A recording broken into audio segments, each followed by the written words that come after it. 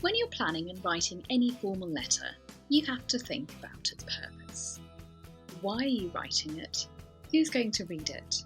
What do you want them to do? And how easy is it for them to find and understand your requests? Because the OET is designed to replicate situations you will face in your everyday working life, purpose is one of the criteria you will be assessed on.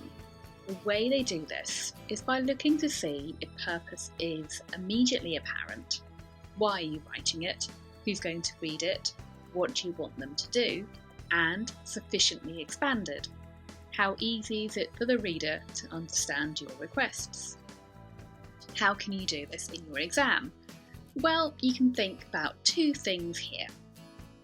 Firstly, why are you writing this letter to this particular person? Why is it going to person A and not person B? And secondly, why have you decided to write the letter today? Why not last week or next month? What's prompted you? Is it because your patient needs further advice, treatment or support? Or does your patient need to be transferred or discharged? You'll be able to find all this information in the actual writing task itself, or there may be more supporting evidence in the final section of the case notes. Once you know all this information, make sure you demonstrate the purpose in the opening paragraph of your letter, and that way you'll make sure that the purpose is immediately apparent. Now we come on to the second part of purpose, and that means we need to make sure that the purpose is sufficiently expanded on, and the reasons for writing the letter are clear. The reader needs to know exactly what you're asking of them, and why. The reader needs to know about the case, and obviously they'll need more detail than just what you've outlined in the opening paragraph. Of course, you don't have to include everything. The reader will have access to the case notes if they want to know every part of the patient's medical history, but in the letter they'll need to know all the details pertinent to the care of the patient. These additional details may include medication, how often you'd like the reader to monitor the patient, or specific activities that the patient needs help with. You should outline all this information in the body paragraphs. Okay, let's look at an example together. Here's the task. Using the information given in the case notes, write a letter to the occupational therapist, Michaela Drewson, in Aldergrove Clinic, 52, Aldergrove, West Drayton, outlining the patient's history and requesting a home assessment. An occupational therapist provides support to people whose health prevents them doing the activities that matter to them. So you know you're writing to the OT, the occupational therapist, because your patient needs support and possible help adapting her home. You're not, for example, writing to the physiotherapist to help your patient with strengthening and relaxation exercises. Understanding this will help you pick out the relevant details from the case notes, and also help you think about what information the occupational therapist needs to have to deal with your request. This will be different in every case.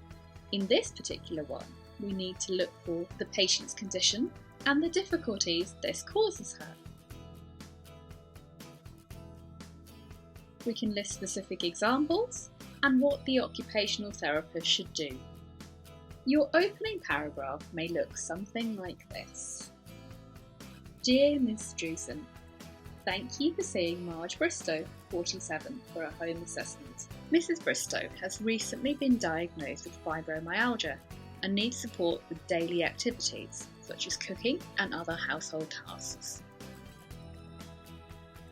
From just this opening paragraph, we can see immediately that the reader needs to visit the patient's home for an assessment because the patient has fibromyalgia. This condition is impacting her life, and the reader needs to assess the patient's home to see what support or adaptations need to be made to aid the patient with everyday activities such as cooking and cleaning. And look at this. Look at how the initial sentence has been expanded on to give further details.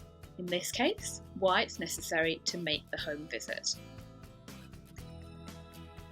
In the body paragraphs, you go on to explain with further details and any relevant examples, and write about other issues that your patient's been facing.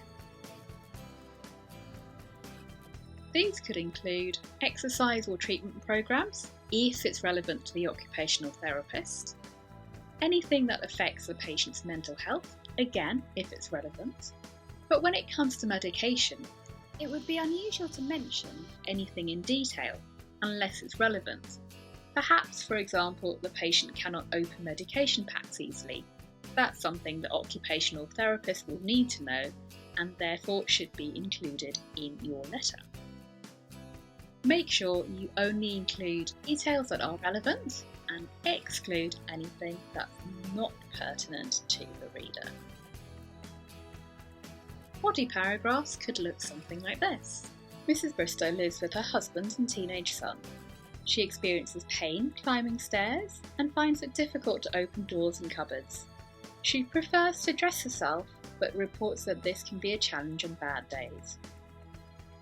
Another paragraph might look like this. Having recently had to give up her job in the post office, Mrs. Bristow would like to find a suitable part-time job working from home. Why have we included it? Well, maybe this is affecting her mental health. And as an occupational therapist, maybe the reader needs to figure out ways how Mrs. Bristow can work suitably from her home office. You would end your letter with a further summary, and it may look something like this. I would be grateful if you could assess her home and suggest aids and adaptations as necessary.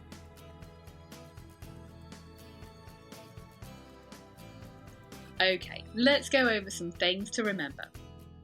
Think about: who are you writing to? Why? What do you want them to do? Have you made this clear at the beginning? And have you given details to explain this further? And finally, remember, each case is different, so you'll need to adapt as necessary. Don't think you can learn any set phrases and just put them in, changing the patient's name. Each person is different.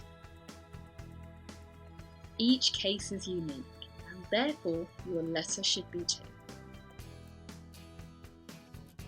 I hope you've enjoyed watching this video by Bose Learning. We're an OET premium preparation provider. At the moment, we've got a special offer on for you with our on-demand writing course for doctors. You'll be able to find the link in the information below. Thanks very much for watching. Don't forget to share and subscribe, and see you again next time. Bye bye.